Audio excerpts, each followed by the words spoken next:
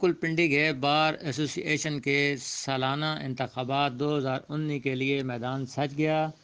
کل بروز ہفتہ 12 جنوری کو پولنگ ہوگی۔ سیکورٹی کا عمل مکمل ہونے کے ساتھ ہی جوڑ توڑ کا سلسلہ عروج پر ہے۔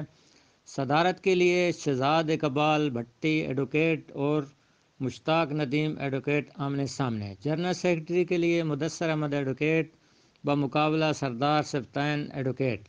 نائب صدر کے لیے چودھری عبدالعزیز ایڈوکیٹ اور سردار انوپ سنگھ ایڈوکیٹ۔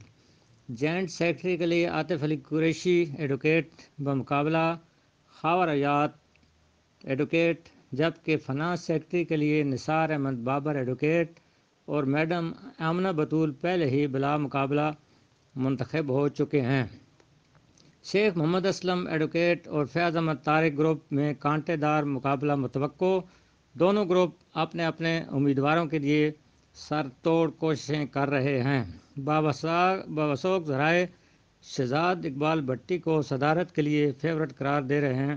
ساجد پرویز، عظیم نیوز، پنڈی گیپ جی۔